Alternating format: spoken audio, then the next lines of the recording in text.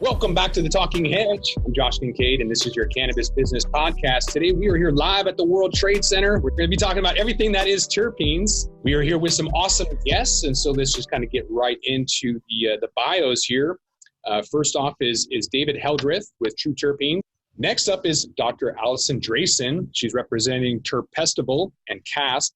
And remotely, we have Kayla Hall with Cannabinder. And also remotely is Hunter Holliman with Forefront Ventures. And then we have Nicole Wicker of Altopa. Nicole is the CEO and founder of Altopa, maker of the Oblend.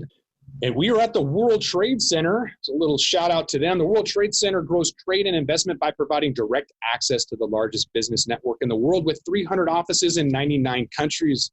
The World Trade Center Tacoma is the lone trade service for the Pacific Northwest. Their seminars, award ceremonies, and conferences can generate contacts and contracts.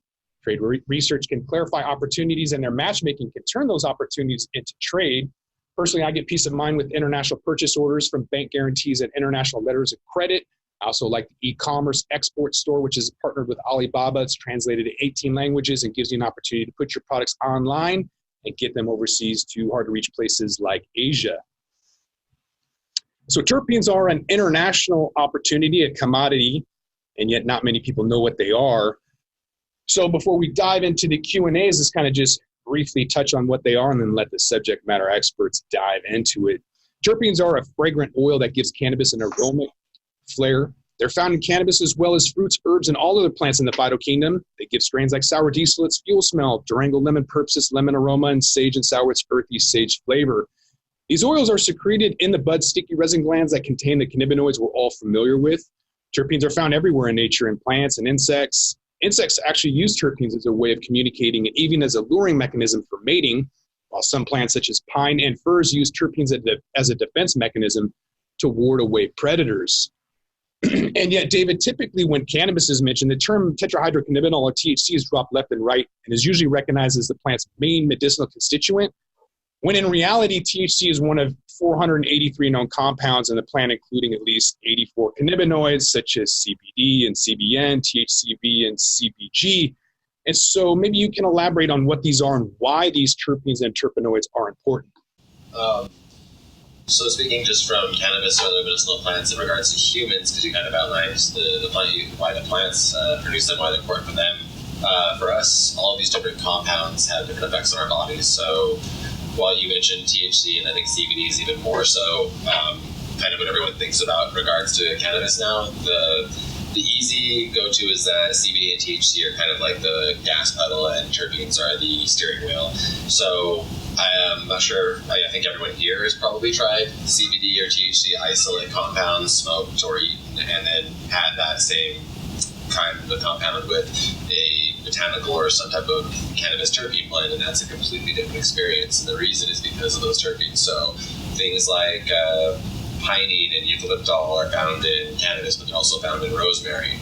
Many of us may have experienced rosemary's stimulating effects or uplifting effects. Then you get to linalool, which is found in cannabis, but also found in lavender and grapes. And that's the reason why grapes and wine tend to have that soothing effect, or lavender at the same time. So really, most of the effects we're thinking of with cannabis don't come from the cannabinoids. They come from these other compounds, and it's just the synergy with THC or CBD that creates that. So I think that's the easiest way to explain why they're important for human physiology.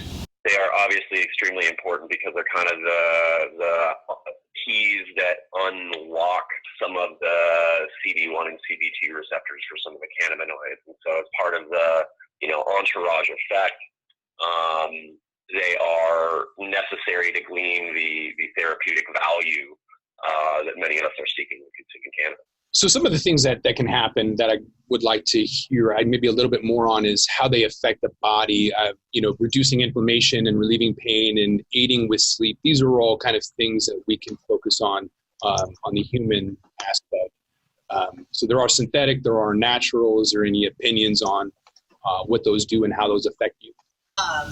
So you're asking about how the terpenes affect you in other ways other than just from smoking it.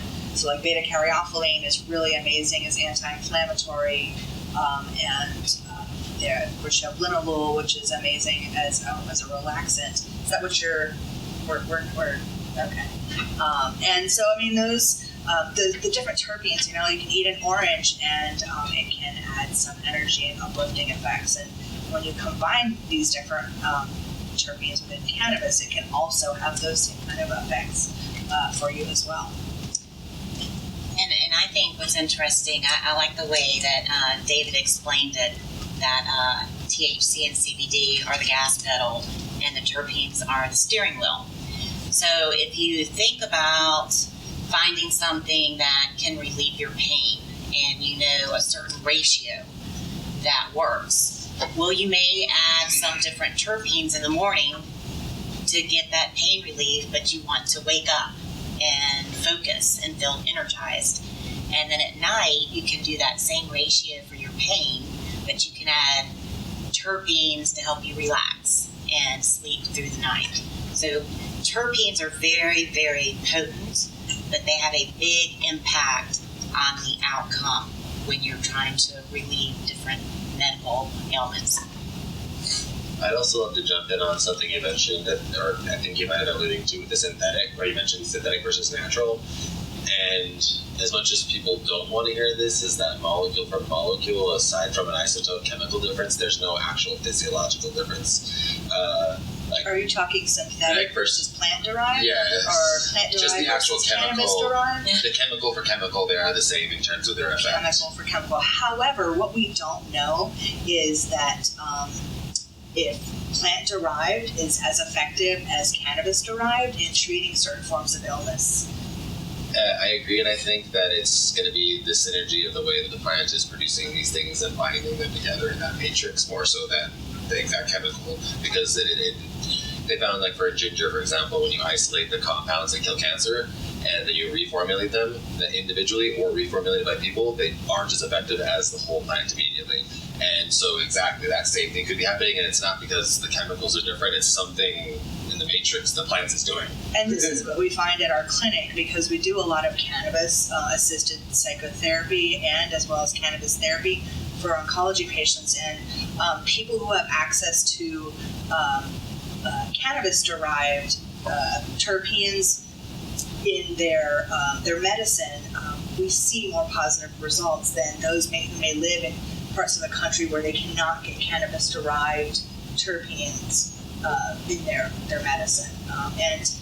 Like, you know, Ethan Russo, there's so many cannabinoids we still don't even know about, as well as terpenes that we don't even know about. And so that is why I'm a really big proponent of the cannabis-derived terpenes, especially for health and wellness and for medical reasons. Definitely. When you look at a cannabis profile, the cannabis plant makes so many more that when you attempt to replicate it, we're, you know, even if we hit 60 or 70, just in the terpene compounds, I just had a test result done from a lab outside of the United States, and it was like 90 compounds. And these are just terpenes and oxidized terpenes and things related to that. And so it's just really hard to replicate that. And then you add in flavanols, esters, hydrosols, and all these other compounds. And so there is no actual way to completely replicate the cannabis plant.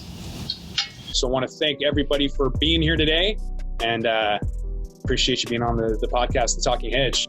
I'd like to thank my guest, Nicole. She's with the Oblend, or Altopa, maker of the Oblend. I'd like to thank Alison. She's representing CASP and the Terpestival. I want to thank David. He is here with True Terpenes.